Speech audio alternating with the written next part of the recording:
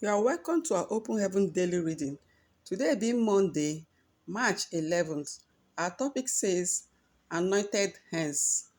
Our memory verse is taken from Luke 4:40, and it says, Now when the sun was setting, all they that had any sick with divers diseases brought them unto him, and he laid his hands on every one of them and healed them.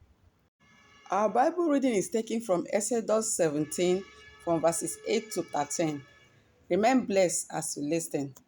When you see a man of God laying hands on people and they get healed, it is because those hands have been in contact with the fire of God.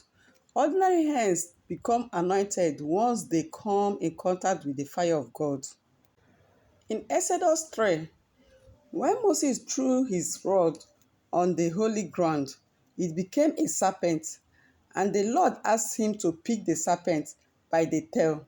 As Moses bent to pick up the serpent, his hands also brushed the ground that the fire had touched. From that day on, his hands become special. In Exodus 17, 8 to 13, we see those hands deciding the outcome of a war between Israel and the Amalekites. Every time he lifted his hands, Israel won.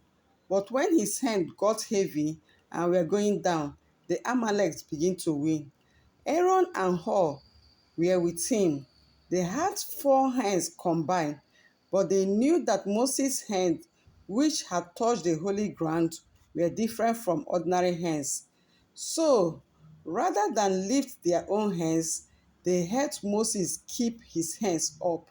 In Exodus 14:16, God said to Moses, But lift thou up thy rod, and stretch out thy hand over the sea, and divide it, and the children of Israel shall go on dry ground through the midst of the sea. God has anointed Moses' hand, so he ordered him to stretch them over the Red Sea to divide it.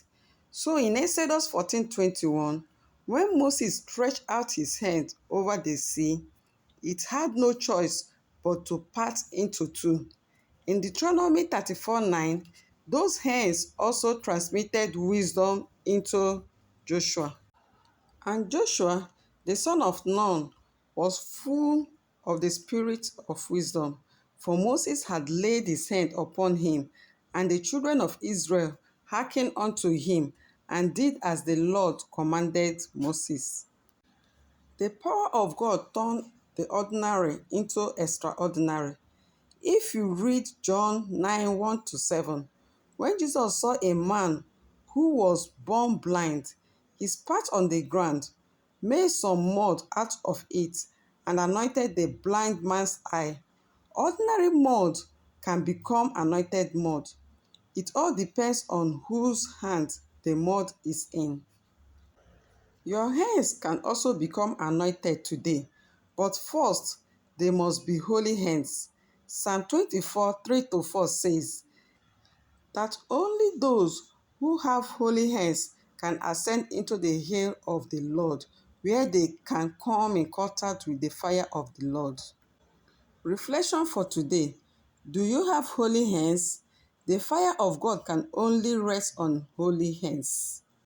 Brethren, I pray that we will serve God in holiness so that God will anoint our hands to do more exploits for Him.